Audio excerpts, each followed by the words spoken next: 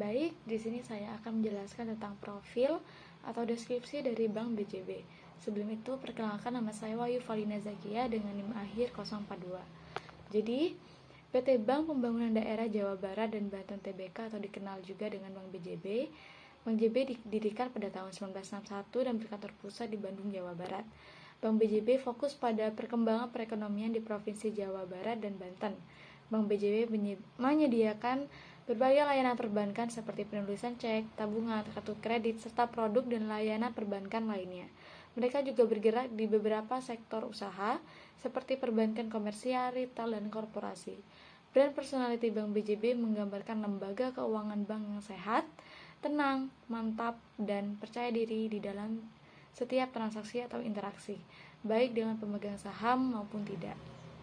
Baik, saya akan menjelaskan tentang analisis global dan lokal bagi Bank BJB. Pada analisis global, yang pertama merupakan fluktuasi mata uang dan nilai tukar.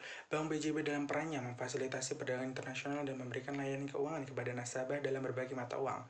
Dihadapkan pada risiko fluktuasi nilai tukar yang dapat mempengaruhi keuntungan dan kerugian.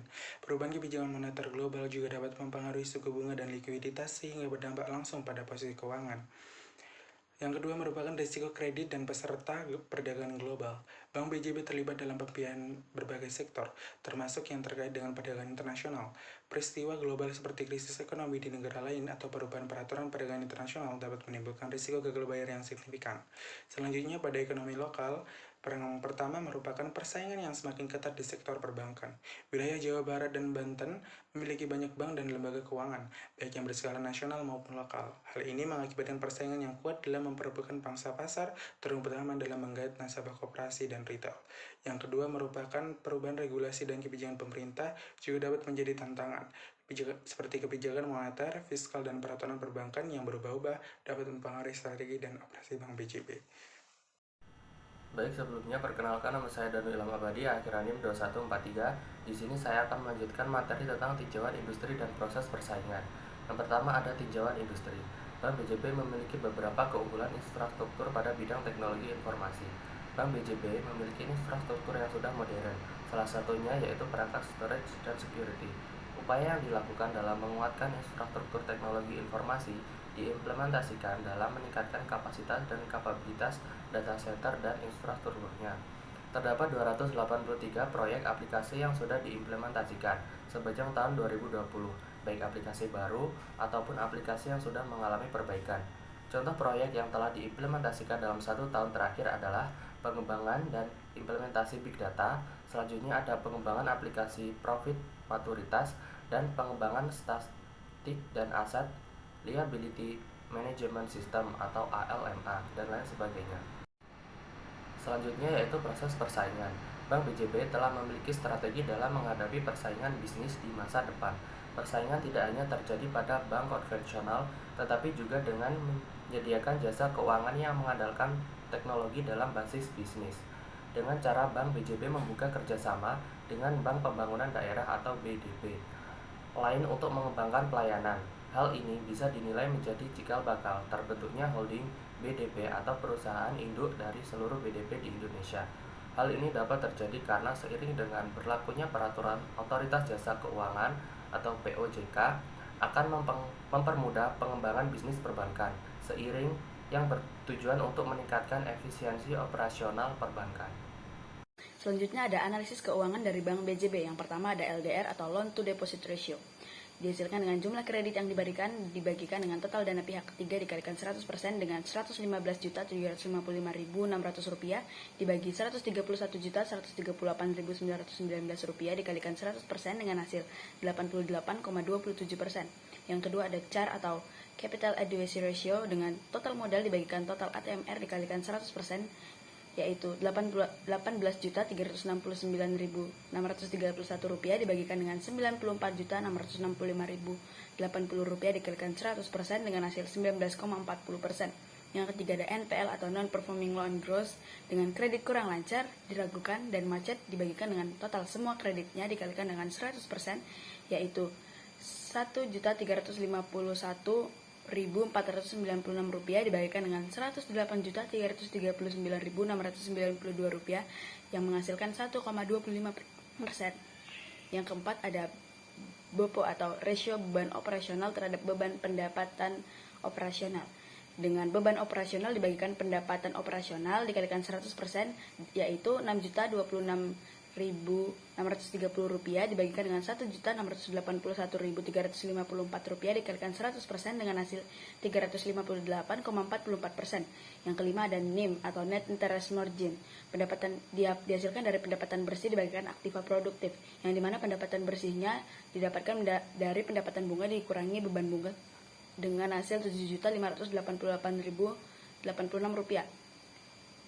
dibagikan dengan Rp116.276.963 dikalikan 100%, yaitu 6,53%. Bagian selanjutnya akan dijelaskan oleh rekan saya. Saya Axel Jody. Dengan agranim 286, saya akan memaparkan tentang analisis valuasi pada Bank BJB dengan menggunakan pendekatan relative valuation. Nah, yang didasarkan pada dua perhitungan, yaitu rasio price to book value atau PBV dan price earning ratio atau PER, yang dimana datanya itu pada perhitungan rasio price to book value itu didapat pada angka sebesar 0,81 kali, dan pada perhitungan price to earning ratio atau PER itu didapat angka 6,1. Di PPT ini juga dipaparkan tentang portofolio kredit yang diberikan oleh PT Bank BJBR. Pada intinya, pada portofolio ini Bank BJBR naik sebesar 4,77% dari 2022 ke 2023 kuartal 1. Saya juga ingin menjelaskan tentang pembagian dividen yield pada Bank BJBR, yaitu sebesar 7,55%, jauh di atas inflasi, sehingga dividen per saham pun meningkat dari Rp99,11 menjadi Rp104,55. Nah, sementara dalam kurun waktu 5 tahun atau average dividend yield BJBR mencapai angka 8,9%, jauh di atas dividen yield industri yang hanya 2,74%. Ringkasan investasi Bank BJBR yaitu dapat 4 poin. Yang pertama, kinerja keuangan, kelebihan, rekomendasi, resiko, dan peluang.